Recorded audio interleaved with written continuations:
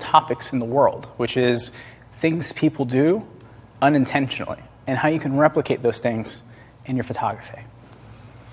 So what emotion is your subject communicating?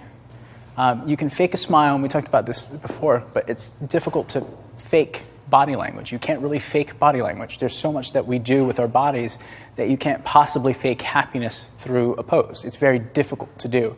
You generally can tell when somebody's happy if they're insecure or what's happening about that specific subject. Okay? Shoulders back communicates confidence. We always, make sure you're standing up straight. Make sure you're sitting down. And as you're sitting, if I slouch like this, what is this really saying? I'm tired, I'm bored, I don't want to be here. As opposed to if I'm sitting back a little more upbeat and I'm having a conversation with you guys, I look like I'm trying to be communicative. I look like I'm enjoying everything that's happening. I want to communicate something. Quickly go to hands in pockets communicates uncertainty. Why do guys put their hands in their pockets? Because they don't know what to do. That's the honest truth. They're uncertain about the situation as much as you are, because our go-to pose is this.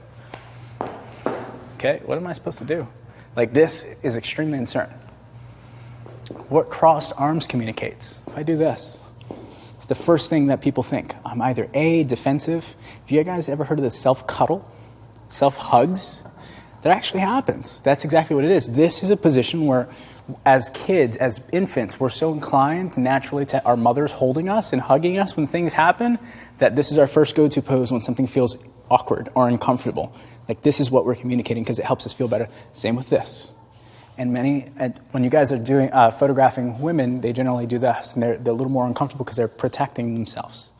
Men, this is the first thing when a man does when he feels uncomfortable. Why? Because he's protecting the crown jewels. What holding hands and hugging yourself communicates, we just discussed that. But again, I can't say it enough. If you see groomsmen and you're photographing a wedding, and all of them are like this, and they're still looking like they're protecting. They're like, not me next. I'm not going. You go like that. That's kind of what it's communicating. Clenched fists. If I tend to do this and I'm photographing a man and he's doing this the whole time, and palms are nervous. Is that nervous? Is that anger? What is it? Same when somebody is, and generally go-to poses are hands clenched. Kind of these. What does that actually mean? What does it communicate? It communicates a lot of negative connotations. False facial emotions are more apparent on the left side than they are on the right side, but we still prefer one specific side when we're faking a smile. I challenge you, fake a smile.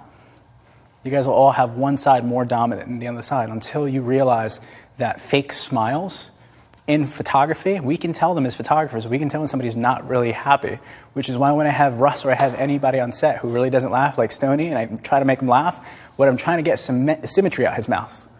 Trying to get smile from ear to ear, as they say, not just one side. When you were smiling before, you're like, as opposed to when you really smile, it's smile and you see all your teeth. Those are things that you're trying to communicate. So body language is extremely evident.